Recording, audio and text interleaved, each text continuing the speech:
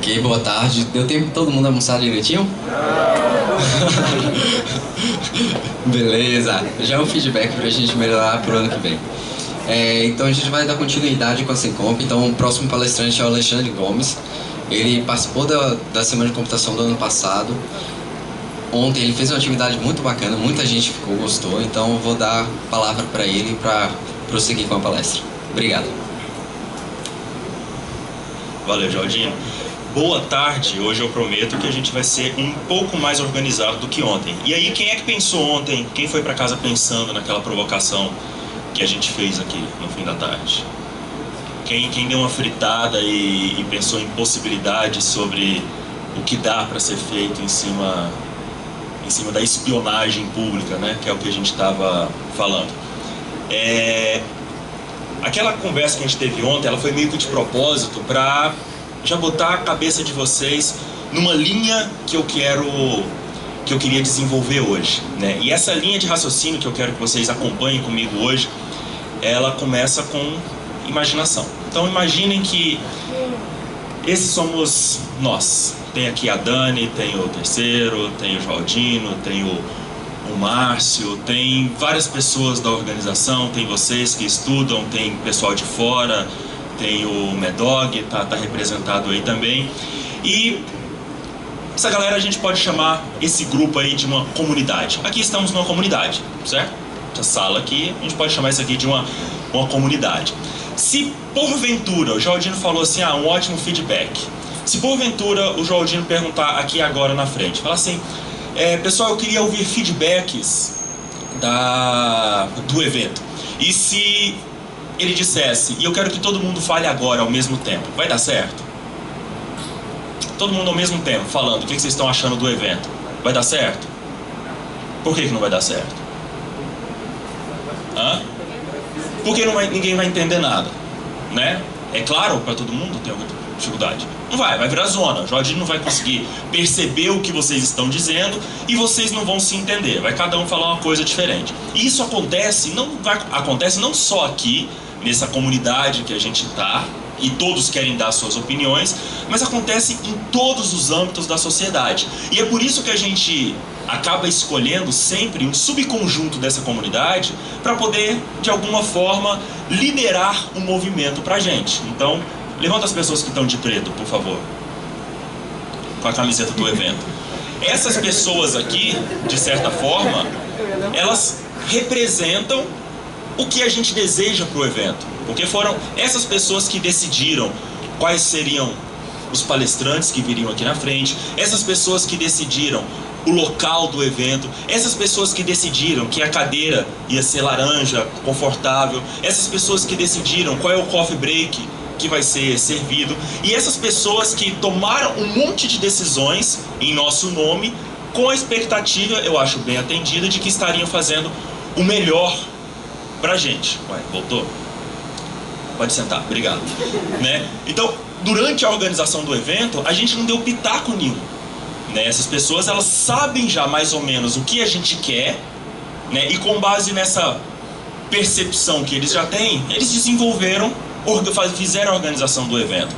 E no final das contas é exatamente isso que acontece quando a gente delega para um pequeno grupo de pessoas a responsabilidade pela coordenação, não de um evento, mas de toda a vida em sociedade.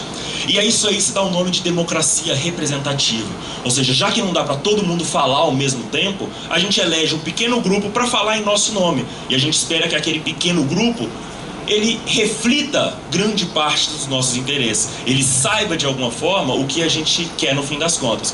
E isso tem tudo para dar muito bem, para funcionar muito bem, desde que o interesse dos representados esteja acima do interesse dos representantes. Imagine se todas as escolhas que tivessem sido feitas aqui na organização do evento fossem para atender exclusivamente ao Jaldino e não a todos nós. Talvez ele teria colocado um monte de conteúdo aqui que ele tem muito interesse, mas não é de interesse da maioria.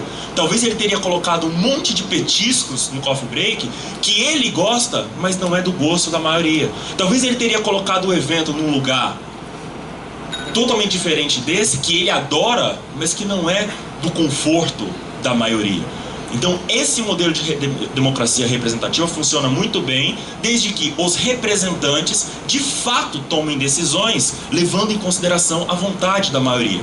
E quando essa vontade da maioria ela não acontece, aí o trem começa a sair dos trilhos, aí o trem começa a desgringolar. E as consequências disso a gente está careca de saber. Quando aqueles nossos representantes tomam decisões, advogam em interesse próprio, aí a gente sabe o que acontece em termos de educação, em termos de mobilidade urbana, em termos de segurança pública, em termos de saúde pública, em termos de saneamento básico e assim por diante. São todos reflexos, consequências de decisões que foram tomadas não visando o interesse comum, mas visando algum interesse particular. E o uso desse fórum público para agendas pessoais, ele se agrava ainda mais, a gente começa a se irritar ainda mais quando a gente pensa, quando a gente se lembra, melhor dizendo, que esses interesses pessoais, eles são financiados pelo nosso dinheiro, por dinheiro que a gente está pagando quando compra, desde o almoço lá no restaurante, até um carro, até o Mac, até a água, tudo. Tudo aquilo que a gente adquire, a gente dá um pouquinho de dinheiro para essas pessoas. Tudo aquilo que, fora o imposto de renda, fora tudo aquilo que é tributado dos empreendedores e etc. Né? E só esse ano a gente já está atingindo a marca de R$1 trilhão coletados, né? Essa proposta de impostos, ela é interessante, é assim, ó, como não tem ingresso para a sociedade. Como é que vocês vieram parar aqui na Secompra? Vocês compraram o ingresso, né? Então vocês deram dinheiro para essas pessoas e disseram assim, ó, tá aqui a minha parcela de contribuição, faça um bom uso. É a mesma coisa que a gente faz lá. Só que quando a gente faz lá, a gente sabe que o resultado não é tão bom quanto o resultado da Secompra.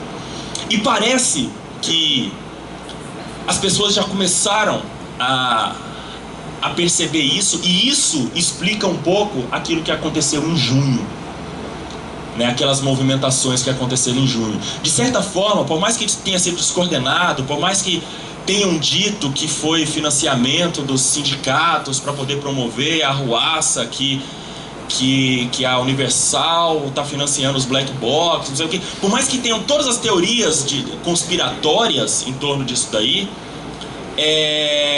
de alguma forma, em alguma instância, aqueles movimentos de junho refletem uma insatisfação que já rola na sociedade há muito tempo com relação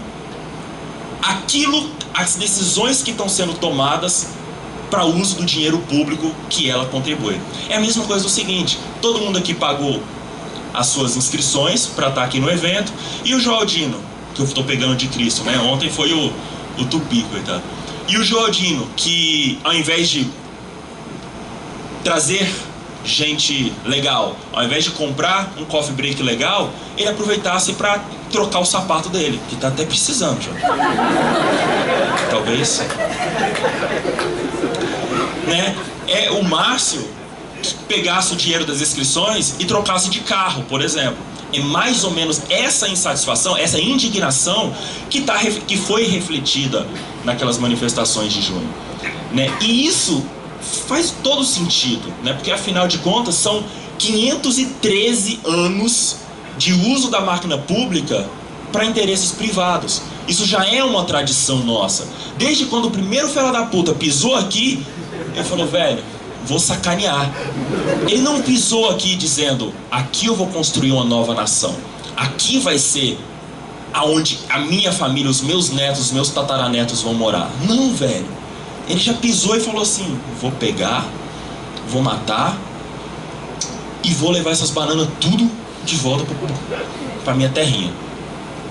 Tá? Então é uma cultura que a gente já carrega há muito tempo. E aí vocês perguntam, mas o que isso tem a ver com o nosso evento, né? O que esse discurso sindicalista tem a ver com a semana de computação? O fato é que tem tudo a ver, né? Tem absolutamente tudo a ver com o nosso evento. E tem tudo a ver com qualquer outro evento de tecnologia que porventura vocês venham participar, neste ou nos próximos anos. Todo mundo aqui já ouviu falar de métodos ágeis de desenvolvimento de software? Já ouviu falar? Se a gente fosse resumir todas as metodologias ágeis, Scrum, XP, FDD, Lean, sei lá o que, se a gente fosse resumir todas as metodologias ágeis numa única imagem, eu usaria essa imagem aí. Todas as metodologias ágeis, a grande bandeira das metodologias ágeis não é abandonar a documentação, não é fazer TDD, não é isso. O grande objetivo dos métodos ágeis de desenvolvimento de software é acelerar esse fluxo de entrega de valor e coleta de feedback.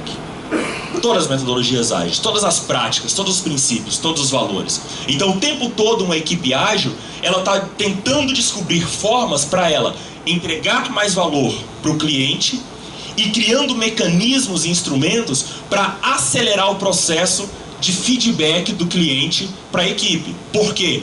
Com esse feedback que o Joaldino recebe, ele consegue melhorar a entrega de valor no próximo dia de evento, no próximo ano do evento. Cada vez que a gente fala para alguém da organização, não gostei disso, não gostei daquilo, é uma oportunidade que eles estão tendo para fazer melhor da próxima vez. E é isso que rolam nas sprints, nas iterações de desenvolvimento dentro de uma pegada ágil, dentro de uma metodologia ágil. Agora, olha bem para essa imagem aí e me diz se não é exatamente isso que um Estado democrático... Não é exatamente isso que um Estado democrático deveria se preocupar. O governo nada mais é do que uma equipe, do que um time, do que um grupo de trabalho que está trabalhando para entregar valor para uma galera. Porra, Jorge.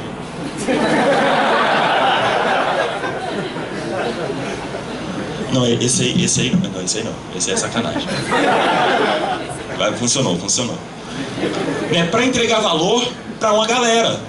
E essa galera, a partir da feedback para o governo, que agrega ao governo a oportunidade de entregar mais valor para a sociedade. Então, os representantes, o tempo todo, devem estar discutindo como que a gente consegue satisfazer os nossos representados. De uns tempos para cá eu acho que eu assim, tentei tanto desenvolver, não consegui, nunca consegui ser um bom desenvolvedor, aí eu comecei a estudar outras coisas. O Estado democrático de direito, ele tem uma máxima que é o seguinte: o Estado é a expressão da vontade do povo. Então todo o poder público, ele emana do povo. Isso é o artigo 1º da nossa Constituição. E poder público emanar do povo quer dizer o seguinte: todo mundo que está representando a gente, todos os nossos representantes, eles só estão lá porque a gente quer, porque a gente legitima a posição de poder que eles estão assumindo. A gente como sociedade, como grupo, como comunidade, a gente assina embaixo dizendo: eu estou de acordo que o Joaldino tome decisões em meu nome. Eu estou de acordo que o Márcio tome decisões em meu nome. A partir do momento que a comunidade fala: não, eu não estou mais de acordo, acabou. Esses caras não têm um cargo, esses caras não têm um posto vitalício, eles não estão lá por mérito, eles estão lá porque a gente colocou eles lá. Eles não cavaram uma vaga e essa vaga é deles, essa vaga é nossa, e a gente coloca lá quem a gente acha que vai fazer o melhor trabalho de representação. E aí,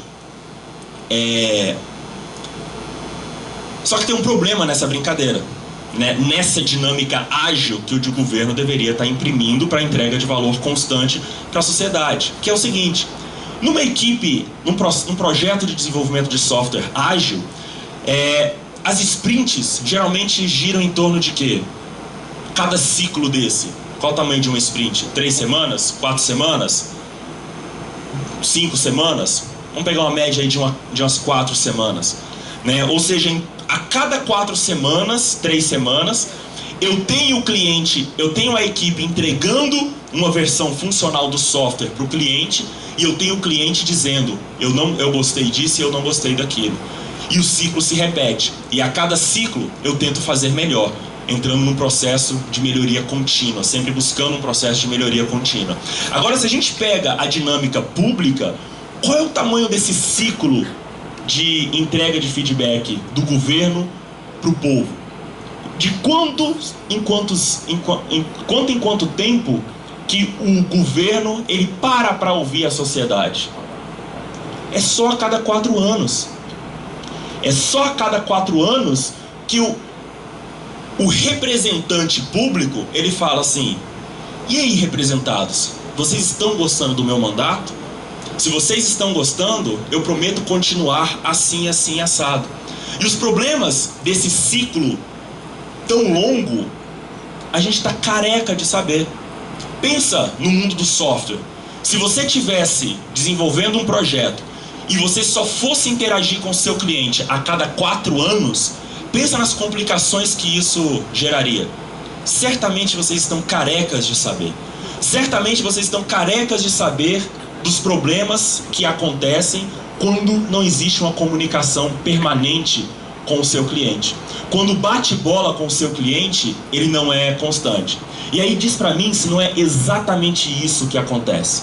O cara, ele se voluntaria para um processo de representatividade, ele te promete um monte de requisitos lindos, e no final do projeto, o que ele te entrega é bem diferente daquilo que ele prometeu. E aí quem conhece de metodologias ágeis consegue ver uma solução muito lógica para isso. Fala assim, porra, claro, né? Claro que não vai funcionar esse negócio. Basta a gente fazer diferente. Basta com que a gente reduza o tamanho das sprints. É o que a gente faz com os métodos ágeis. Ao invés de sprint de 4 anos, de 2, de 1, de 6 meses, de 3 meses, de mês em mês. Basta que a gente faça daily meetings. Todo dia a gente alinhe com o governo dizendo, olha, é isso, hoje o objetivo do projeto é esse. Basta que a gente faça uma repriorização constante de backlog, que a gente não ingesse os requisitos ao longo do tempo, mas que a gente aproveite o nosso aprendizado, a nossa necessidade atual e o tempo todo esteja repriorizando o backlog em busca da entrega máxima de valor. Basta que a gente passe a adotar modelos puxados e não modelos empurrados. Como assim? Como que a indústria de software enxerga isso daí? Velho, o tempo todo estão empurrando funcionalidades na gente. O tempo todo estão empurrando software na gente que a gente não precisa. O tempo todo estão empurrando features que a gente nunca pediu. O tempo todo a indústria como um todo está empurrando mercadorias para a gente, fomentando o consumo de coisas que a gente não necessariamente necessita. O modelo puxado, que é uma coisa que veio lá da Toyota, está alinhado com o pensamento Lean, ele inverte essa lógica. Não é a indústria que empurra no cidadão, é o cidadão que puxa da indústria. Ou seja, não existe um acúmulo de estoque. Se você for em qualquer pátio de concessionária aqui em Salvador, muito provavelmente você vai ver um monte de carro estacionado. Por que um monte de carro está parado lá?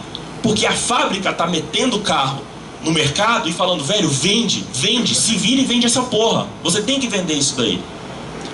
Só que isso teve uma época da história, no pós-guerra do Japão, que os caras não tinham o direito para poder fazer estoque. Eles não tinham bala na agulha para poder fazer estocagem. Então qual é o princípio que a Toyota desenvolveu?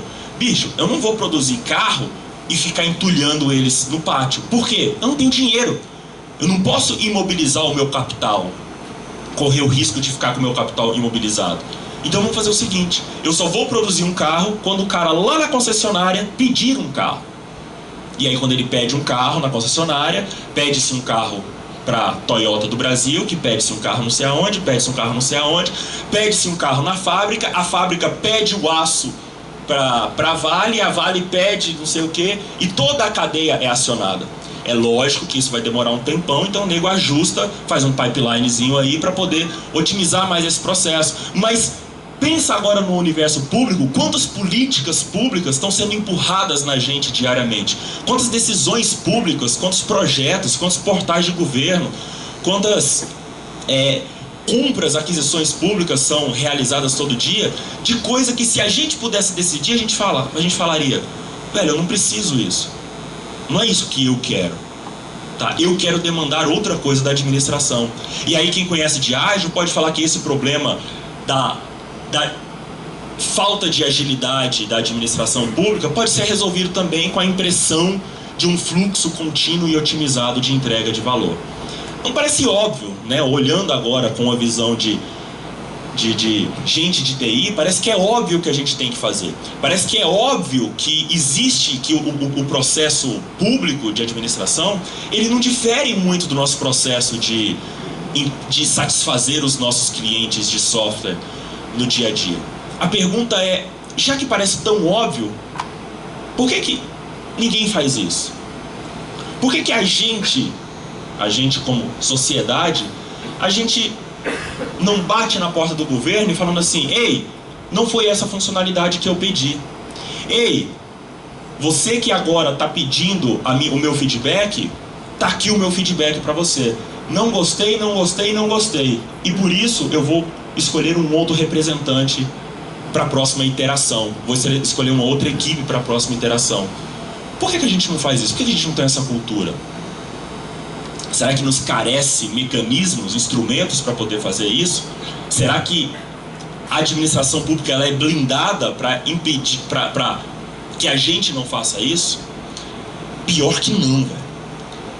Existe constitucionalmente o direito do controle social, que é uma das principais ferramentas que a sociedade tem para manter a legitimidade do poder de quem o exerce ou não. Né? Vocês certamente já ouviram falar de controladoria pública, né? Certamente já ouviram falar do Tribunal de Contas, certamente já ouviram falar de Controladoria Geral da União. Esses órgãos são órgãos de controle, são órgãos que fiscalizam o governo. A CGU ela fiscaliza o governo de dentro para fora, o TCU fiscaliza o governo de fora para dentro. A sociedade é um outro nível de controle externo. A sociedade deveria fazer par com o TCU, fiscalizando o governo de fora para dentro e fiscalizando o próprio TCU. Só que a gente não faz isso. Né? Os mecanismos de participação, eles estão disponíveis, mas a gente não faz isso. Então, parece que em síntese, a distância que se cria, essa distância que existe entre governo e governados, entre fornecedores e cliente, entre equipe de desenvolvimento e o cliente daquela equipe, a distância que existe, esse hiato que existe aí, seja porque as iterações são muito longas, seja porque a representatividade ela não é significativa, seja porque os interesses priorizados por esse grupo aqui não refletem os meus interesses, né? O fato é que essa distância entre povo e governo gera resultados desastrosos. Isso aqui é uma piada interna que só faz sentido lá em Brasília. E quem aqui está na pegada de startup? Vocês já leram um livro que chama Running Lean? Esse livro de um cara chamado Ash Maurya, logo nos primeiros capítulos dele, ele fala uma coisa muito legal. Ele fala o seguinte: a vida é muito curta para se construir algo que ninguém deseja. A vida é muito curta para se construir algo que ninguém deseja. Eu iria além. Eu diria que a vida é muito curta para se construir, para se desenvolver política pública que ninguém deseja. Para se gastar dinheiro fazendo obras, programas, seja lá o que for, que não seja do interesse real da sociedade. E aí olha que coisa interessante. O TCU em 2010 ele fez uma pesquisa entre vários órgãos da administração pública federal e ele concluiu algumas coisas, no mínimo, surpreendentes. Ele concluiu que 53% da alta administração pública federal não se responsabiliza pelas áreas de TI. Tá? O que isso quer dizer? Sim, quer dizer que o TCU entrevistou, ele mandou questionários para secretários executivos, ministros, por alto escalão dos órgãos públicos, para vários órgãos públicos. E esses caras responderam, não foi que o TCU deduziu isso, esses caras responderam dizendo: TI não é problema meu. Mais da metade dos órgãos, dos altos gestores, não se responsabilizam pelas políticas de TI. 63% da alta administração pública federal não envolve representantes das áreas de negócio nos comitês de TI. Como assim? 63% dos órgãos, em 63% dos órgãos, quando existe alguma decisão tecnológica no órgão, o cara que é responsável por representar os interesses do negócio, ele não está representado nessas decisões tecnológicas. Como assim? DataSUS vai comprar alguma coisa de tecnologia. O DataSUS, o Ministério da Saúde. O cara que saca de saúde, ele não está lá junto com o cara da TI para tomar essa decisão. O cara de educação, ele não está tomando as decisões junto à TI do MEC. O cara de cultura, ele não está tomando as decisões junto à TI do Ministério da Cultura. Ou seja, a alta administração pública federal, ela não estabelece objetivos para suas políticas de TI. A TI de governo, ela rola do jeito que rola, totalmente desconectada da política pública de educação, de saúde, de segurança, de etc, etc, etc. Não existe o compasso. A TI pública, ela não está servindo, ela não existe para servir as políticas sociais. Ela existe para existir só. Em 2012, essa mesma pesquisa ela foi refeita pelo TCU e os resultados foram um pouquinho melhores. Mas ainda assim são resultados preocupantes. Ainda assim, quase metade da alta administração pública federal não se responsabiliza pelas políticas de TI. Então a gente percebe que existe uma grande falta de propósito na tecnologia do governo, nas áreas de TI do governo. Falta de propósito quer dizer o seguinte: para que eu existo? É o cara lá do Ministério do Desenvolvimento Social e falar assim, velho, para que a gente tem um CPD no Ministério do Desenvolvimento Social? Para que a gente existe aqui? Qual é o nosso objetivo de vida? Daqui a 10 anos a gente quer olhar para trás e ter orgulho de ter feito o quê? Não existe muito isso. Então, isso quer dizer o seguinte: a TI pública, ela não sabe exatamente o que ela tem que fazer. E aí, por causa disso, o TCU baixou uma determinação. Na verdade, o TCU não determina nada, né? Ele gera chamados acórdãos, que quer dizer, nós entendemos que a coisa tem que funcionar assim. Você precisa seguir isso? Não, você não precisa. Mas se você não seguir, lembre que quem vai te auditar sou eu. Eu estou te dando o meu entendimento. Se, quando eu for te auditar, o seu entendimento for muito diferente do meu, arque com as consequências da auditoria. E aí o TCU baixou uma determinação. Ele baixou a determinação dizendo, a partir de agora, está aqui, Acórdão 2308 de 2010, dizendo, a partir de agora, os objetivos institucionais de TI devem obrigatoriamente estar alinhados às estratégias de negócio. Puta que pariu, mas isso não é óbvio, caralho? Não é óbvio que a TI tem que estar alinhada com a área de negócio? Não é óbvio que o SERPRO tem que estar alinhado com o interesse da Receita, do Ministério da Fazenda? Não é óbvio que o CPD da UFBA tem que estar alinhado com o que a UFBA está fazendo? É óbvio, velho, mas foi preciso ministros dizerem isso e colocar isso em vez como regra, tá? E isso nada mais é do que o pessoal de ágil está falando o tempo todo. O tempo todo a galera ágil está dizendo, a gente precisa agregar valor de negócio. A gente precisa fazer coisas relevantes para o negócio. Isso é ágil, velho. Foi preciso ministros do TCU dizerem isso para a esplanada. Outra determinação do TCU, outro entendimento, segundo o mesmo acórdão, é preciso que haja indicadores para cada um dos objetivos de negócio da instituição. Então o Ministério da Defesa fez um plano estratégico dele, ele falou que vai, nos próximos 3 anos, ele vai fazer isso, ok. Quais são os KPIs, né? Quais são as métricas, os indicadores que ele deve acompanhar, que a sociedade deve acompanhar para verificar se o Ministério está atingindo os benefícios dele ou não. Mas isso é exatamente a mesma coisa que a galera de startup está cansado de fazer. É o famoso Build, Measure, Learn. Você constrói alguma coisa, você bota essa coisa para rodar, você mede o resultado dela e aí você aprende com esses resultados para fazer melhor da próxima vez.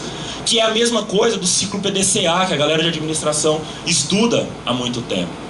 Então a gente começa a perceber que o mau uso do dinheiro público, ele... Na verdade, o grande problema não é a gente dar dinheiro para alguns tomarem decisão sobre esse dinheiro. O grande problema não é esse. O grande problema é o retorno esperado que a sociedade não tem. Se eu te desse R$1.000, Jorge, mas com esses R$1.000 você colocasse poltronas do papai aqui para todo mundo, massagista de pé para todo mundo, cara, seriam os R$1.000 mais bem aplicados da face da terra. Né? Existem países onde a carga tributária é muito superior à do Brasil, muito superior à do Brasil. E a galera está super feliz, porque ela tem um retorno. A galera que está pegando esse dinheiro e tomando decisões de interesse da sociedade está fazendo um bom trabalho. E é exatamente o que não acontece no Brasil. E não acontece porque existe falta de propósito. Né? Eu dei o exemplo da TI, mas isso se reflete em vários outros universos. Né? Então, se de fato a gente acredita que esse problema, essa lógica, ela pode ser resolvida com interações mais curtas, com stand-up meetings, com daily meetings, com repriorização constante de backlog, com sistemas puxados e com um fluxo contínuo de entrega de valor, a primeira pergunta que me vem à mente, e a pergunta que toda equipe ágil se faz, é: isso aqui só vai funcionar, a gente só consegue estabelecer esse ciclo de entrega de valor entre equipe e cliente, e consequentemente entre governo e sociedade, se o cliente estiver presente. Porque se o cliente não estiver do meu lado, eu, equipe ágil, não consigo fazer um negócio relevante para ele. E essa é a primeira pergunta que eu me faço quando a gente pensa em trazer esse pensamento ágil para dentro da administração pública. Será que o povo brasileiro está disposto a atuar junto aos projetos de governo? Há exatamente 2 anos eu fiz essa pergunta, com esse mesmíssimo slide aí. Esse cara deve estar muito mais gordo hoje. E eu fiz essa questão exatamente no evento de lançamento do Portal Brasileiro de Dados Abertos. O Ministério do Planejamento fez um baita evento anunciando para a sociedade que a partir daquele momento os dados públicos estariam amplamente disponíveis em formatos primários, em formatos processáveis por máquina, consumíveis via API e não sei o que a sociedade poderia se empoderar com isso daí e criar os seus próprios aplicativos e gerar as suas próprias interpretações a respeito das políticas públicas. E aí eu tinha uma fala lá, eu perguntei: a sociedade vai fazer isso, velho? A sociedade quer fazer isso? A gente não sabe nem quem a gente votou. A gente não vai nem em reunião de condomínio porque acha um saco aquilo. A gente não quer participar do processo decisório. Por que eu vou consumir dado público? Por que eu vou querer estar perto de uma máquina cujo preconceito do meu lado já está lá em cima, com a perspectiva remota de quebrar um ciclo de mais de 500 anos de sacanagem? Só porque você está dizendo agora que se eu me aproximar, a gente vai conseguir melhorar aquele ciclo de entrega de valor? Eu tinha essa grande dúvida há 2 anos atrás. Eu não sei se vocês têm essa... Pra mim, Jorge. Só segura aí. Eu não sei se vocês têm esse mesmo ceticismo que eu. Né? De fato, não está na nossa cultura. Ontem...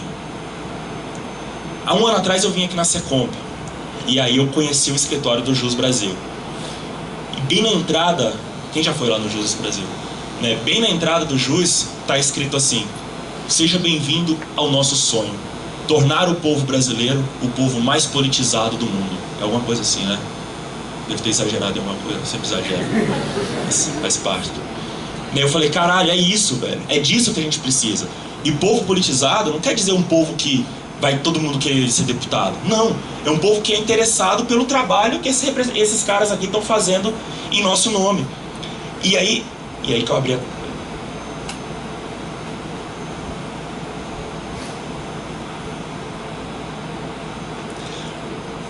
E aí, felizmente, esse ceticismo meu, ele aliviou depois daquilo que aconteceu em junho.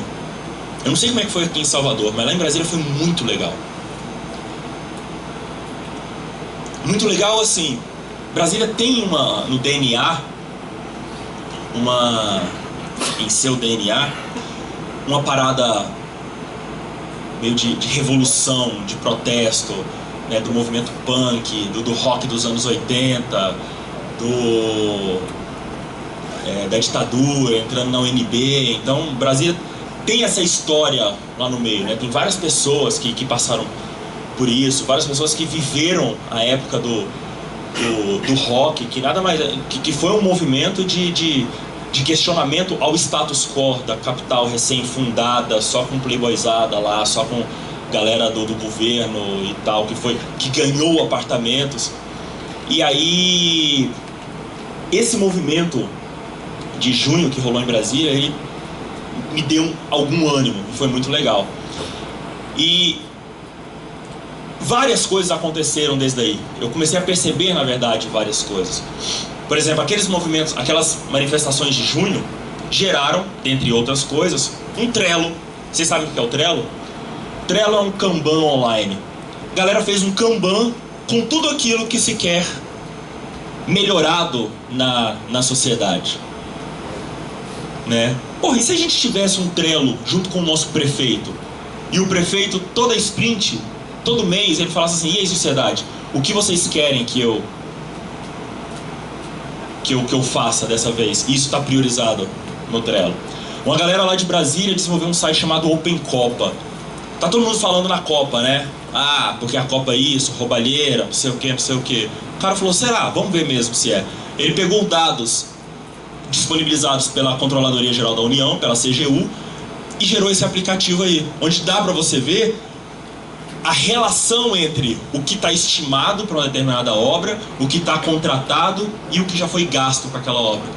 Então você vê às vezes coisas do tipo: já foi gasto 200% a mais, coisas do tipo: foi estimado X e contratado Y, já contratado Y 2 vezes a mais, um monte de coisa.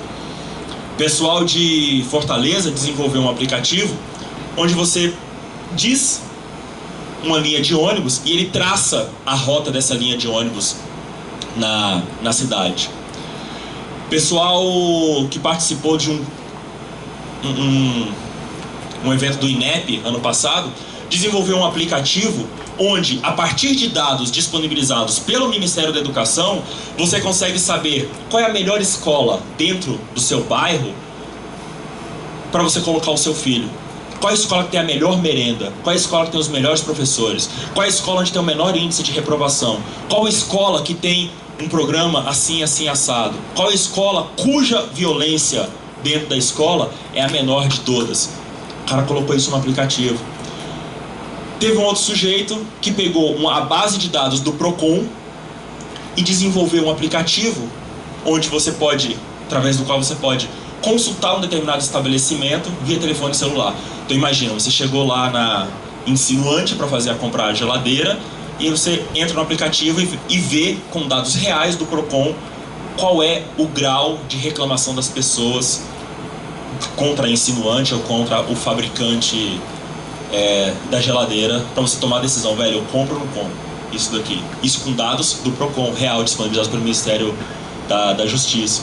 Esse outro aplicativo aqui foi feito por um pessoal lá do Rio Grande do Sul, né? Na verdade foi feito no Rio Grande do Sul, não foi por um pessoal de lá, foi desenvolvido no FISLI de 2012, que pega dados da Secretaria de Segurança Pública do Estado e traça um retrato da violência contra a mulher. Tem o caso baiano de vocês aqui, né, do portal Onde Fui Roubado, que agrega, igual a gente estava conversando ontem, um puta valor a um serviço público que já existe, né, que moderniza um serviço público que já existe. Tem esse outro aplicativo aqui, também para celular, que te permite fazer reclamações da sua cidade no telefone. Então, por exemplo, apareceu um buraco, marca lá, ele geolocaliza e isso vai direto para a prefeitura. Poxa, queimou a luz do poste na minha casa, na minha rua, marca lá. Poxa, tá muito sujo esse beco aqui, você marca lá. E tudo isso vai sendo alimentado na prefeitura, nas secretarias, etc.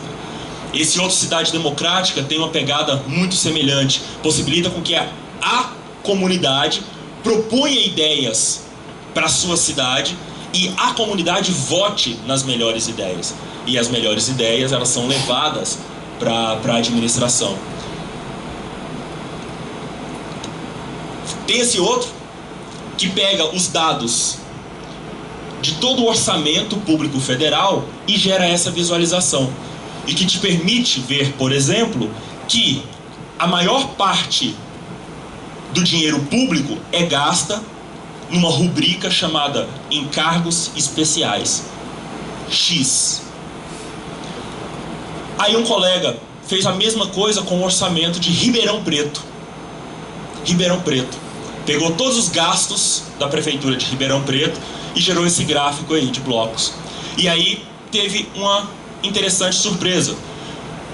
Sei lá, 85% das licitações da prefeitura de Ribeirão Preto foram na modalidade dispensa de licitação. Ou seja, não houve licitação, não houve concorrência. Essa outra turma aqui lá de Brasília pega dados de emendas parlamentares. Bom, aí, eu não sei se você sabe, mas o orçamento é um plano de como que o governo vai gastar o dinheiro. Só que além desse plano, existe uma verbazinha, existe uma bolsinha que todo parlamentar pode meter a mão para fazer o que ele bem entender. Essas coisinhas se chamam emendas parlamentares, né? E aí um cara pegou essas emendas e começou a estabelecer relações com benefícios, relações das emendas com os vínculos políticos do deputado. Esse outro site te ajuda a decidir em quem você vai votar. Tem um monte de candidatos nas eleições o ano que vem, você não sabe em quem, ele te dá um quiz, um wizardzinho dizendo: você é a favor disso? Sou. Você é contra aquilo? Não. Você não sei o que? Sim. E aí no final do processo ele te dá uma lista, fala assim, ó, de acordo com isso que você respondeu, os candidatos que mais se adequam aos seus interesses são esse, esse e esse. Esse daqui pega os dados da Câmara Municipal de São Paulo e diz para onde foi seu voto, né? Então, por exemplo, aqui o exemplo do vereador Aguinaldo Timóteo, ele foi parlamentar lá em São Paulo uma época.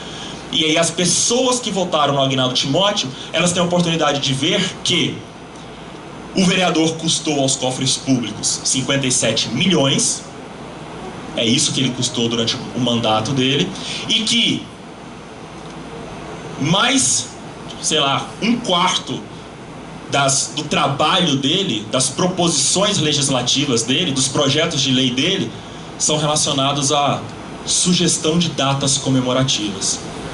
Totalmente relevante. Esse outro aqui, com base numa metodologia que eles criaram, dados que eles coletam da Câmara Municipal, eles traçam um ranking dos deputados e fazem uma pontuação. Esse outro faz uma espécie de estatística com deputados que são mais presentes, os mais ausentes, os que propõem mais projeto de lei, os que propõem menos projeto de lei, os que mentem mais, os que falam mais a verdade. Esse aqui, de uma turma lá de Belém, fez uma espécie de Google Analytics para deputado, né? Ele fica monitorando a Casa Legislativa e te gerando índices, indicadores de como está a performance do grupo que você elegeu para representar os seus interesses. Vote na Web é um puta projeto que, totalmente conectado às redes sociais, fica te mandando informações do que está acontecendo na Câmara e no Senado. Quem aqui consome dados? Quem aqui acessa o portal da Câmara e do Senado frequentemente? Só um. Por quê? Velho, pra quê? O que eu vou fazer lá nessa porra? Não tem nada de interessante. Não, velho, tem tudo de interessante lá. Tudo aquilo que você vai pagar amanhã, tudo aquilo que vai te influenciar amanhã na sua aposentadoria, no seu salário, tá acontecendo lá. Ah, mas é um saco, não sei o que. É um saco, né? E é aí que o Vote na Web ajuda. Ele traduz aquilo lá por uma linguagem que todo mundo entende. Esse outro aqui pega toda a tramitação de documentos que acontece na Câmara e do Senado e gera um feed de Twitter para você poder ficar atualizado do que está rolando lá. E esse, para mim, é um dos mais sensacionais. O cara pegou toda a Constituição brasileira, colocou numa ferramenta de edição colaborativa e permite que qualquer um de nós faça as nossas próprias PECs, né? Projeto de emenda constitucional. Emenda, não ementa. Emenda é aquele negócio do orçamento, aqui é a emenda. Então eu posso sugerir uma alteração no texto constitucional, não apenas mais os nossos representantes. E aqui em Salvador tem, claro que não podia ficar de fora, o Jus Brasil, que faz um baita trabalho social, trazendo na mão do cidadão um conhecimento público totalmente de interesse dele, que o Estado hoje não é capaz de prover. Então eu acho que sim, eu acho que é possível o cliente estar presente. E eu acho que esses exemplos que eu dei, eles ilustram, de certa forma, um interesse,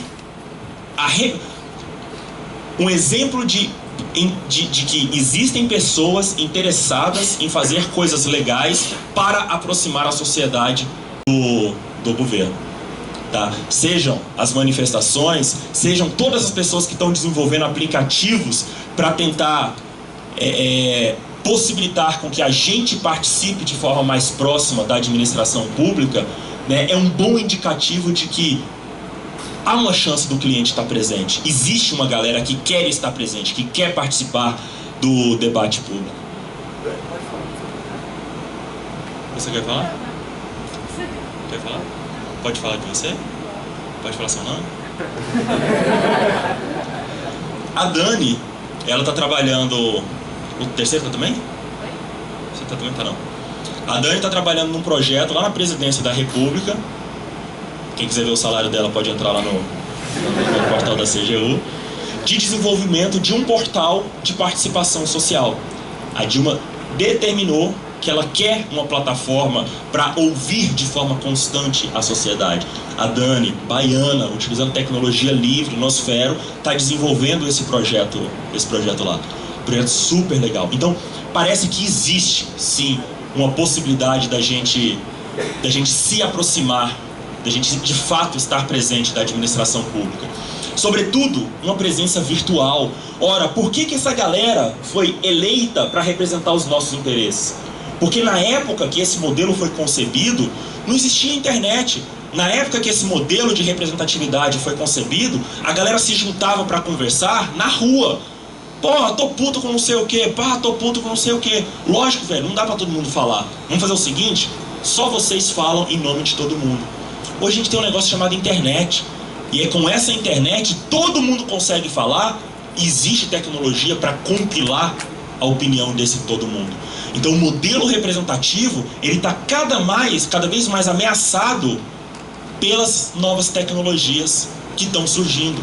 E o mesmo artigo da Constituição que fala que todo poder emana do povo, que pode ser exercido de forma direta ou representativa. A gente pendeu muito para o representativo, mas o poder do povo, constitucionalmente falando, ele pode ser exercido de forma direta também.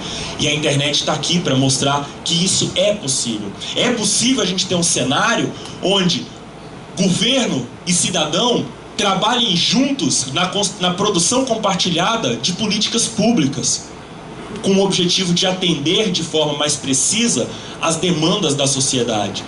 Governo e sociedade dizendo, é isso que a gente precisa. Sociedade dizendo, é isso que a gente precisa. Governo propondo, executando essas políticas públicas e tentando entregar mais valor possível para a sociedade. E esse gráfico aqui, alguém discorda disso? Que isso alguém acha que isso não é uma coisa legal? Não acha que é legal. Não, mentira, ninguém levantou a mão. Eu acho. Isso daqui está nada mais nada menos do que no Portal Brasil, recém-lançado, recém-reformulado pela Presidência da República.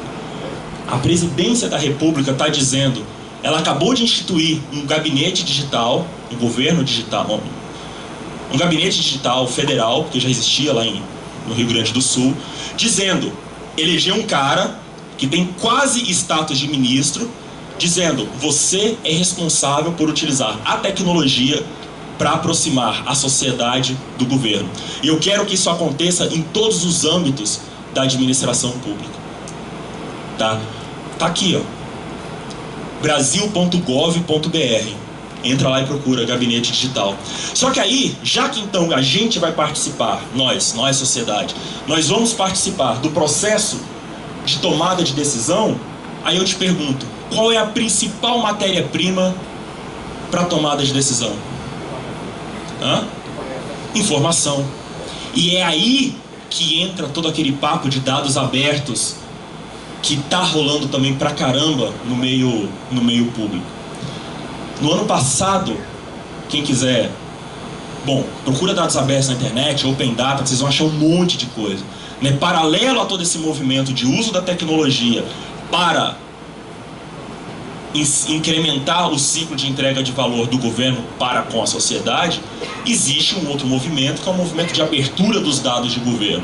A sociedade não vai conseguir participar se ela não tiver a matéria-prima básica para tomada de decisões, que é o acesso à informação. A lei de acesso à informação, vigente há um ano e pouco, né, ela vem exatamente nesse sentido aí. Eu fiz uma palestra sobre isso no Interleges, lá no Senado, ano passado, né? E aí quem quiser depois tá aí o link para vocês verem. E é por isso que lá no Portal Brasil, a chamada de dados abertos está bem do lado da chamada do gabinete digital, do governo digital. Porque essas coisas andam em conjunto.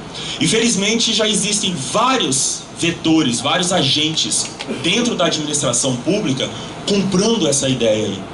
Ontem eu dei um exemplo, ontem tinha o brother aqui que falou, velho, eu tenho um amigo que é auditor do Tribunal de Contas do Estado e Município da Bahia, dos Estados e Municípios da Bahia, né, e eu confio no cara, o cara quer fazer uma coisa legal. E eu falei, velho, eu também conheço uma galera lá em Brasília que quer fazer coisas muito legais, né, e a gente tem o INEP, ligado ao Ministério da Educação, tá no segundo hackathon já, colocando os dados dele pra rua, dizendo, sociedade, impressione-me, eu como Estado, eu não tenho competência para fazer tudo aquilo que eu desejo. Então vamos lá. Por que até hoje não existe um aplicativo de celular para o Enem? Para o cara ver qual é o local de prova dele. Para ele pegar o resultado da inscrição dele via telefone celular. O INEP não consegue fazer isso? Consegue. Ele só não está na prioridade. Por que até hoje não existe um simulado decente pegando questões? Não sei se vocês conhecem a Rota dos Concursos, né? A galera do Jus Brasil é bem amiga deles aí. Né? Por que não existe um aplicativo para ajudar os alunos a estudarem pro Enem? O Ministério da Justiça fez um concurso de aplicativos ano passado com os dados dos PROCONs. Aquele aplicativo que eu mostrei, o Reputação SA, é um desses aplicativos. Agora, exatamente agora, está rolando um concurso de aplicativos, de novo do Ministério da Justiça, com dados, com toda a base de dados da Polícia Rodoviária Federal. Todos os acidentes, todas as autuações de trânsito, tudo foi disponibilizado e a Polícia Federal está dizendo, criem aplicativos que ajudem a melhorar a qualidade das estradas, que ajude a gente a combater a violência no trânsito. Ontem eu mencionei, a Câmara dos Deputados vai promover um hackathon no fim desse mês, chamando a comunidade hacker para desenvolver aplicativos que melhorem o processo legislativo ou que contribuam, como o Vote na Web, para tornar a informação legislativa mais digerível pelo cidadão comum. Câmara Municipal de São Paulo, ano passado, montou um acampamento de desenvolvedores em plenário para a galera poder desenvolver aplicativos lá. Então, a mesma lógica que existe no software livre, de que o conhecimento, a criatividade coletiva, ela é infinitamente superior à criatividade de qualquer pessoa individualmente, o governo também está se tocando disso daí. Na Estônia, por exemplo, como é que funciona uma contratação pública no Brasil hoje? Né? O cara tem um problema, rapidinho, joga esse papel fora. O cara tem um problema hoje no Brasil, né? Pá, tem um problema, X, qual que é? Bolsa Família. Ah, tem um problema, tem que fazer um software para isso. Tudo bem, tem que fazer um software. Você tem que contratar uma empresa para fazer o software. Ok. Aí você entende nada do problema, entende só mais ou menos de software. Você senta e escreve 30 páginas descrevendo como que é o software que você quer para resolver aquele problema lá em cima. Aí você coloca esse chamado termo de referência no edital e publica esse edital. Um monte de empresas vai lá e falaram assim: eu desenvolvo esse software que você especificou aí em uma semana, eu desenvolvo ele em 1 ano e te cobro 2 milhões de reais. Beleza, o governo vai lá e te contrata. Agora, quem disse que esse software que ele especificou em uma semana é a melhor solução para esse problema que foi levantado lá em cima? Quem disse que as funcionalidades que ele colocou nesse documento, de fato, são as funcionalidades relevantes para o projeto? Quem disse que esse problema é solucionável com software? Quem disse que precisa de software para resolver isso daí? Na Estônia, não se licita mais solução. Eles estão num processo de, ao invés de adquirir, de abrir concorrências para comprar solução, eles abrem concorrências para comprar... Não. Ao invés de abrir concorrência para comprar ferramenta, eles abrem concorrências para comprar uma solução. Então o cara na Estônia, essa Estônia está mudando para o seguinte modelo. O gestor público, ele fala: eu tenho um problema, velho, eu acho que eu sei como resolver esse problema. Mas quem disse que o que eu acho é o melhor? Quer saber? Sociedade, eu tenho esse problema. Empresas, eu tenho esse problema. Quem me resolver esse problema da forma mais criativa, mais economicamente viável e com maior impacto social, é a empresa que vai ganhar esse contrato. Se você vai fazer com software, massa. Se você vai fazer contratando um monte de indiano e colocando na sala, massa, impacto social. Se você vai fazer com dobrinha de papel, massa. A gente precisa resolver o problema público e não adquirir software. Então é essa lógica de cocriação que está começando a ser plantada, não só no Brasil, mas em vários outros países, mundo afora. Né? Há umas 3 semanas atrás, a Secretaria de Transparência do Distrito Federal, ela falou o seguinte: galera, Brasília, o governo do Distrito Federal, é caso de polícia. Eu não consigo mais combater a corrupção sozinho. Sociedade, a gente quer reunir todo mundo que tiver interesse pelo tema em tal lugar, em tal hora, para discutir o que a gente pode fazer para combater a corrupção e promover a transparência no governo do Distrito Federal. A Secretaria de Transparência fez isso, ela fez o convite aberto e foi lá quem quis participar.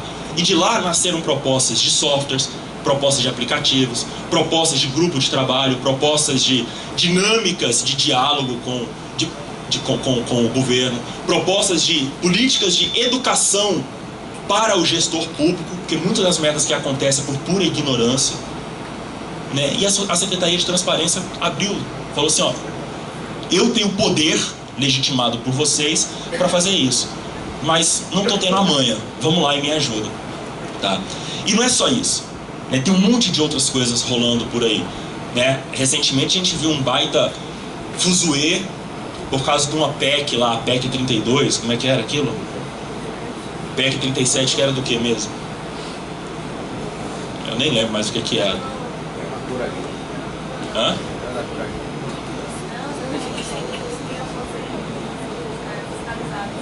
Que o quê? Ah, do negócio do Donadon lá, né, parece. Mas tem outras PECs rodando, como esse projeto, não, esse não é PEC, isso é projeto de lei. É o projeto de lei do cidadão digital, que permite a subscrição eletrônica de projetos de iniciativa popular. Apesar da gente ter eleito aqui um conjunto de representantes, todo mundo sabe que todo mundo pode fazer leis. Qualquer um de nós aqui pode escrever uma lei. Não precisa ser deputado, vereador, senador para fazer lei. Não, qualquer um de nós pode. Está lá, naquele mesmo artigo. Todo poder emana do povo, que pode exercer de forma direta ou representado. Então a gente pode fazer uma lei. Só que para a gente fazer um projeto de lei, a gente tem que colher um monte de assinaturas, a gente leva essas assinaturas e coloca lá da entrada lá na Câmara, na Câmara Legislativa. O problema é que esse tanto de assinatura é foda de pegar. E mais, a galera trata isso de forma completamente conveniente, oportunista. Porque se é um projeto de lei de iniciativa popular que não tem apelo da mídia, é muito fácil o cara falar assim: ah, essas suas assinaturas, eu preciso do RG de cada uma das pessoas para conferir. Ou então você autentica todo mundo aqui. Senão não vale. Quem me garante que não foi você que assinou em nome de todo mundo? O Ficha Limpa, ele é um projeto de iniciativa popular. Por que ele passou, então? Porque a mídia estava em cima. Quem é o doido de falar assim: não, vamos verificar as assinaturas, porque senão esse projeto não pode trafegar? O que esse projeto de lei aqui está sugerindo é: velho, eu te dou dinheiro com base em assinatura eletrônica. O imposto de renda é assinado eletronicamente. Por que é que eu não posso dar a minha opinião com base em assinatura eletrônica? Esse outro projeto de lei aqui, ele cria um estatuto para regulamentar o exercício da democracia participativa, da gente de fato ter voz ativa no parlamento. Esse outro aí, projeto de resolução constitucional, ele institui um rito especial para tramitação de projetos de iniciativa popular. Isso quer dizer o seguinte: tem um monte de projeto para ser votado lá na Câmara dos Deputados. Aqueles projetos que vieram do povo e não de deputados, eles vão ter prioridade maior do que os projetos de deputados e senadores. Então o que eu acho desse papo todo? E a gente fecha. Eu acho que assim como estão fazendo os startupeiros, indo para a rua para conhecer os seus clientes, eu acho que o governo ele vai ter que começar a ir para a rua também para conhecer o seu cliente.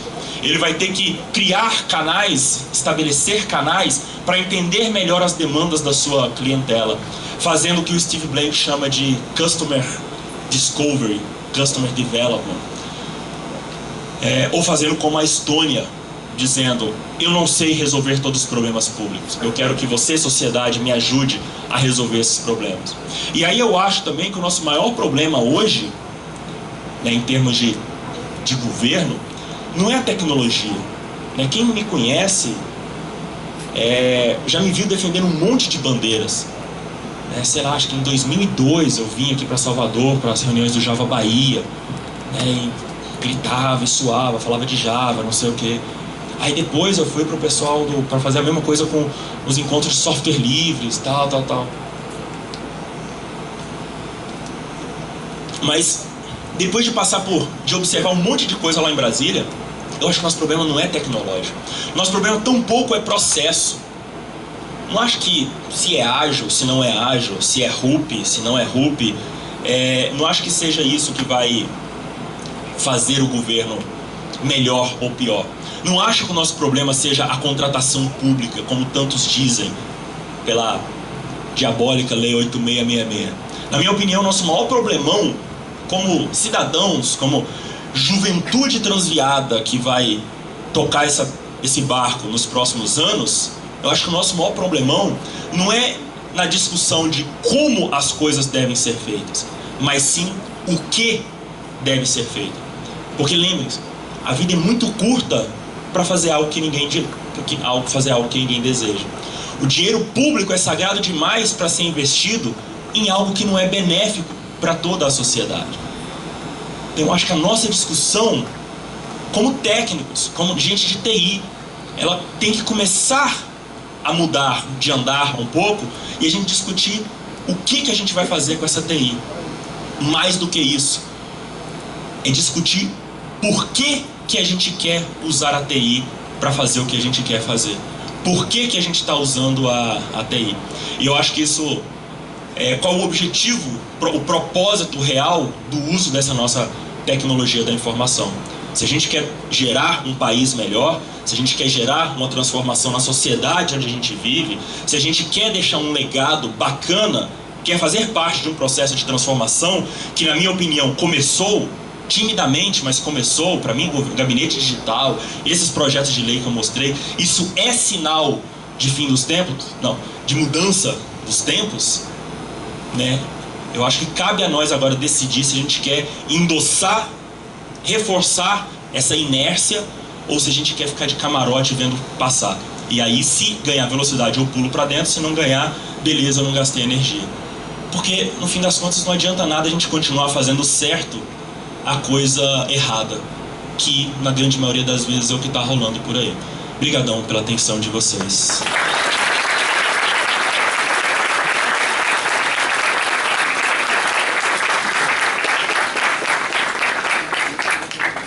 Ok, obrigado, Ale. Vamos iniciar as perguntas rapidinho, que a Ale também tem um compromisso agora. Quem tem pergunta, levanta a mão, por favor. Ok. Ô Ale, a gente estava especulando na hora do almoço o quanto essa sua rebeldia, entre aspas, em relação ao governo, em relação a movimentar os postos do governo, tem impacto no pessoal. Então ela queria também falar assim, se você falasse se ainda tem um impacto, ou que já nasceu alguma coisa.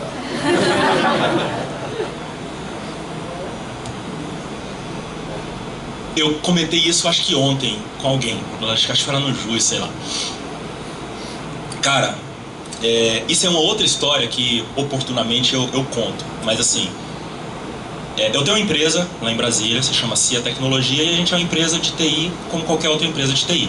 A gente vende desenvolvimento de software durante muitos anos, vendeu desenvolvimento de software para o governo, sofrendo de quase tudo isso, de construir coisas sem propósito, construir projetos que não tinham razão de existir, projetos que o cara te contratava com a mesma empolgação dessa cadeira, aqui assim. E ano passado a gente fez 10 anos de empresa. 10 anos. O tempo voou. O livro tá com quanto tempo? Quase isso, né? Vai chegar lá. E aí dizem que todo casamento tem uma crise, né? A gente viveu essa crise ano passado. Já chegou lá, vocês? Vai rolar. É pesado. E nessa crise nossa, a gente... Aí eu vou ter que recorrer ao mesmo vocabulário técnico de ontem. O nosso coeficiente de paldurecência caiu, assim, absurdamente pela empresa. Né? Tipo, olhando pra trás, falando, cara, o que eu tô fazendo aqui, velho? Pô, pra que eu tô perdendo tempo nisso daqui? Que bosta, eu vou fazer uma coisa legal da minha vida. Vou pro Juiz, vou pra Colivre, vou morar na Bahia. Pra que eu vou ficar lá em Brasília sofrendo com a burocracia pública, fazendo um projeto bosta, pra gente bosta, com gente bosta, que eu não... Sabe, que merda é essa, velho? Não é isso que eu quero. E aí isso, assim, gerou um problema fudido pra gente, né? Um problema de desmotivação mesmo, cara. Aliás, eu acho que ano passado aquela palestra, qual foi? Desempreendedorismo, ela tem muita relação com esse momento de vida. E a gente foi pro divã. A gente contratou psicólogo pra resolver isso. Psicólogo. E o filho da puta do psicólogo, por mais que eu tenha dito pra ele, eu não confio em psicólogo, eu acho isso uma bobagem. Sabe, você vai fazer um monte de pergunta idiota que eu vou ficar rindo da sua cara. Eu não caio nessas dinâmicazinhas de grupo. E não bota a gente pra se abraçar. O cara falou que ia levar a gente pra uma chácara, a gente falou, caralho, não vai levar pra chácara nada. Mas assim, o que foi interessante é que o que me desmotivava na empresa, eu vou chegar na sua resposta. O que me desmotivava na empresa era a mesma coisa que fazia os meus sócios também se desmotivarem. Que era isso aqui que eu falei. É olhar pra trás depois de 10 anos e falar assim, velho, que bosta. Qual projeto que eu fiz que eu bato no peito e falo assim, caralho, fui eu que mexi naquela porra lá. Pô, não tem nenhum projeto tipo Jus Brasil, que eu tenho um puto orgulho de falar assim, ó, lá tem código meu naquele negócio ali. Né? Ou como o que eles estão fazendo. Caramba, a sociedade vai trabalhar junto com o governo graças a um projeto que eu desenvolvi. Não, cara, eu tava automatizando política burra. Burocracia burra, fazendo certo um monte de coisa errada. E aí esse psicólogo, que eu tenho certeza que ele hipnotiza as pessoas, que eu não teria, né, ele conseguiu sacar isso. E ele falou assim, peraí, mas se vocês estão tão putos assim, por que vocês não vazaram? Por que vocês não foram embora ainda? Por que vocês não largaram essa empresa pra trás? E ninguém soube explicar. Aí ele falou, interessante, vamos investigar isso. E ele descobriu que o único fiozinho que ainda ligava a gente era a vontade de fazer uma coisa diferente. A vontade de gerar uma transformação. A vontade de ser um agente disruptivo na administração pública. E aí ele reforçou isso. E foi daí, desse momento, com o psicólogo, que a gente decidiu que, para os próximos 10 anos da empresa, a gente não queria mais ser uma empresa bosta. mas a gente queria ser uma empresa do qual a gente tivesse muito orgulho de ter participado. E aí, na nossa discussão, a gente decidiu que a gente não queria mais estar no mesmo nível das empresas de TI de Brasília, que é o nicho mais corrupto da contratação pública que rola lá. É uma sacanagem atrás de sacanagem. Ele falou, se a gente continuar nesse oceano vermelho aqui, a gente vai ter que continuar fazendo o jogo do oceano vermelho, né? Sendo enxergados como todo mundo. A gente falou, como é que a gente foge disso? Aí a gente decidiu. E agora são palavras fortes. A gente não mais vai ser uma empresa de tecnologia. A gente não está cagando para a tecnologia. A gente quer, na verdade, promover uma transformação social. Por acaso, a gente vai promover a transformação social com a TI, que é o que a gente ama fazer. Tem gente que promove transformação social com a música, com a dança, com o teatro, com o escotismo, sei lá. A gente quer fazer isso com a TI, né? E quando a gente sacou isso, falou assim, caralho, velho, então é isso. Então a gente não vai vender mais tecnologia para os nossos clientes. A gente vai chegar para ele e falar assim, eu tenho uma ferramenta de portal Java. Porque Ruby é muito hipster. Né? A gente tem uma ferramenta de portal Java. Eu tenho aqui uma ferramenta de teste de carga de servidores de aplicação. Eu tenho aqui não sei o que. Ao invés de a gente fazer isso, a gente vai falar o seguinte. Saca o programa Mais Cultura que você acabou de lançar? Então, você não tem nenhum problema nele que você quer resolver, não? Eu te ajudo a resolver. Saca o Minha Casa Minha Vida? Como é que você está avaliando o real impacto desse programa? Você tem ferramental para consolidar todos os dados de todos os órgãos, de todas as ONGs relacionadas ao programa e está consolidando isso? Você está tendo um retrato de fato do impacto social que a sua política pública está gerando? A gente quer atuar nisso daqui. E aí, velho, a tecnologia, ela entra como um suporte para a gente promover isso. E aí entra tudo aquilo que eu falei ontem. O Big Data, a análise de dados, visualização de dados, a porra toda, análise de sentimento em rede social, tudo isso. Mas a coisa mais impressionante que aconteceu, além dessa reenergização, foi um negócio que eu nunca esperei que pudesse acontecer. Que foi, a partir do momento que a gente mudou o nosso discurso, a partir do momento que a gente se posicionou de uma forma diferente, que a gente falou assim, agora eu não sou mais TI. Cara, eu não uso mais camisa de TI. Não uso mais camisa de Python, de Ruby, de linguagem, ou de não sei o que. Saca? Eu uso camisetas relacionadas aos temas que eu acho interessantes. Isso aqui mesmo. É o evento que a gente está rodando lá em Brasília, chama Desarolhando a América Latina. Que está acontecendo simultaneamente em 12 países do Cone Sul, que tem como propósito gerar transformação social por meio da tecnologia da informação. A partir do momento que a gente se posicionou assim, a gente começou a se conectar com um monte de gente do governo que é do caralho. Gente tão massa quanto o Joaldino. Saca? E aí a gente começou a perceber que existe, naquele mar de bosta do governo, um monte de gente que quer fazer coisa muito doida e que tem um interesse muito legal, que é o caso do Pop, por exemplo, com quem a Dani trabalha, né? E o simples fato de a gente ter mudado o nosso discurso conectou a gente com todas essas pessoas aí. Então, se eu sofro ameaça, etc., não. Porque, na verdade, esse movimento ele já existe. Não é uma bandeira só minha. Existe esse movimento já na esplanada, existe esse movimento no governo. O que eu estou fazendo é endossando esse movimento e tentando conectar essas pessoas. Porque quase todo órgão tem um cara que é do caralho, que quer fazer uma coisa do caralho. Só que enquanto o bicho é só uma gotinha no oceano, ele não consegue adoçar todo o mar. O que eu estou tentando é juntar com essa galera. Então, assim, o mesmo risco que eu corro de sofrer ameaça, não sei o quê, é o risco que a secretária de transparência do DF também sofre. Por falar assim, sociedade, vem aqui me ajudar a dar ideias para combater a corrupção. É o mesmo risco que o Ricardo Pop, que trabalha com a Dani, sofre quando ele, lá do alto da presidência, ele vira para todos os ministérios e fala o seguinte: a partir de agora, todos vocês têm que abrir consultas públicas para as principais políticas que vocês forem desenvolver. Então já existe esse movimento. Ele não é nada radicalzão, porra louquice, né? Não é nada de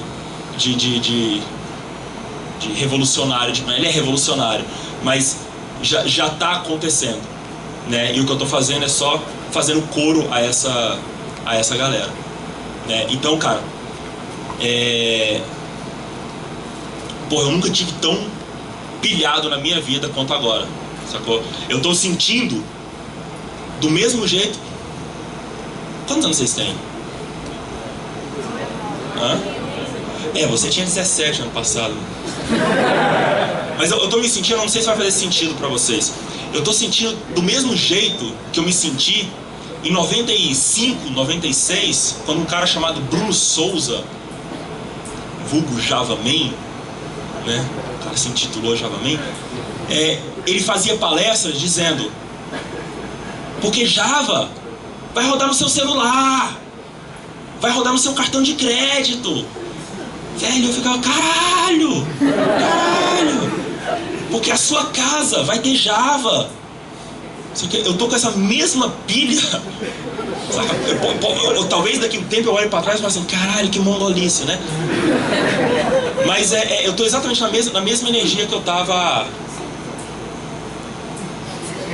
18 anos, não, tu faz as contas, 18 anos atrás, mais ou menos, saca? E principalmente por estar vendo uma luz no fim do túnel, por estar vendo que existem pessoas boas, existem pessoas bem intencionadas, estar conhecendo essas pessoas, tá me dando uma baita energia de continuar fazendo o que eu estou fazendo lá em Brasília. E muito mais, né? E o muito mais inclui colocar vocês nesse barco também.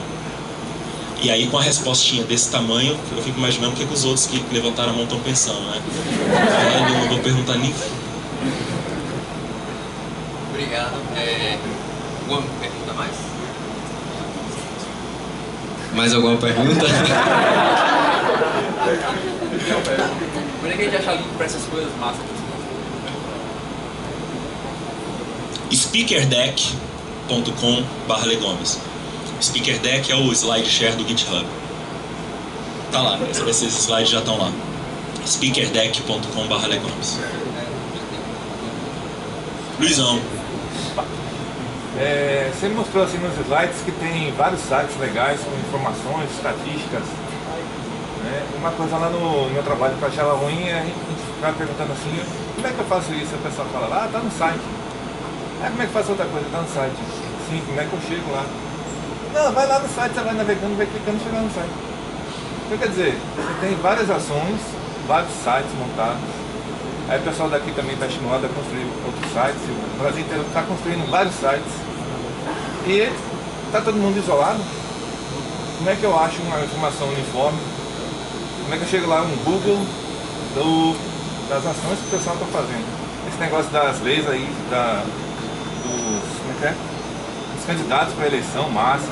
Da Copa do Mundo, dos estádios, massa. Tanta coisa massa, mas está cada um de um lado. Seria interessante a gente inventar o nosso próprio Google, dizendo assim, eu quero saber informação sobre Copa do Mundo 2014, em relação a Gana. Aí, não, tem esse site, tem esse. E é isso aí. Como essa pergunta sua, imagina você fazendo ela em 1997, 1998. A mesma pergunta. Velho, tem um monte de gente criando página aí. Como é que eu vou saber? Como é que eu vou saber que o Ramon tem a página dele, mas a Dani tem outra e o fulano tem outra? Como é que eu vou achar isso daí, né? Por que vocês não juntam os esforços todos? É a mesma coisa, né? Então eu acho que a gente vai passar exatamente pelo mesmo processo. A gente vai começar fazendo catálogos. Eu não sei quem se lembra, mas buscador há um tempo atrás não era buscador. Era um catálogo, era hierarquia de conteúdo. Então você falava, eu quero páginas sobre automóveis. Agora em automóveis eu quero páginas sobre manutenção de automóveis. O Alta Vista era assim, né? O GeoCities tinha um pouco disso também. Manutenção de automóveis, aí manutenção de automóveis na cidade e tal. E aí você tinha a possibilidade de fazer uma busca, mas que não era precisa. Até que chegou o Google e falou assim, velho, organizar é o caramba, o esquema é encontrar. né? Então eu acho que vai acontecer a mesma coisa. Coincidentemente... Vai, quem você tirou, Jorge? Coloca pivotabrasil.com.br que, por acaso, nesse site tem vários aplicativos já listados, né? Por acaso, esse movimento Pivota Brasil, ele foi iniciado na época das manifestações, e o objetivo era justamente juntar num ponto central tudo aquilo que estava relacionado de alguma forma com as manifestações. Então não tem tudo que eu falei aí, mas já tem bastante coisa, né? E não tem um centralizador ainda. Essa coisa tá difusa. E o legal, para mim, está sendo exatamente encontrar essa difusão, né? Encontrar essas pessoas. Saca? Saber que uma galera de São Paulo tá fazendo um negócio legal, mas tem um pessoal daqui da Bahia também tá fazendo um negócio puta legal. E aí eu vou juntando isso e uma hora isso vai aparecer em algum lugar. Só para você saber que o Pivota Brasil tem alguma maneira de eu indicar, por exemplo. Tá voltando... Claro. Eu não sei se lá na página tem contato, velho. Não sei. Se eu não tiver, me manda e-mail que eu falo com os caras. Eu acho do caralho. Tem contato? Tem contato? Beleza. Como é que é? colabore@pivotabrasil.com.br. Se vocês conhecerem algum aplicativo que se encaixe nesse propósito cívico, né, indica lá que já é o começo do que o Luizão sugeriu. Galera, brigadão então por vocês mais uma vez.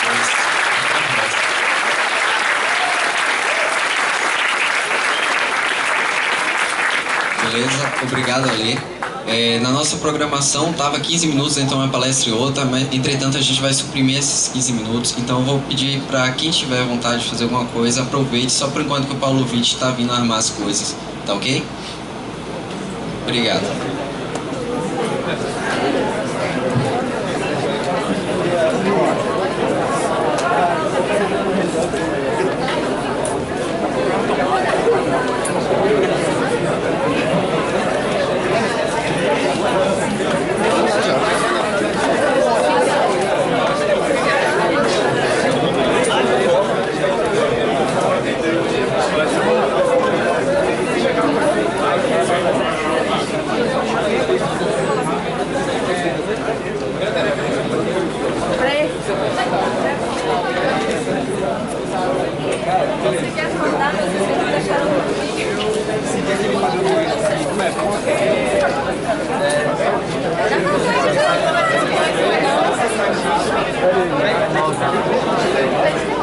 Quer ser curado?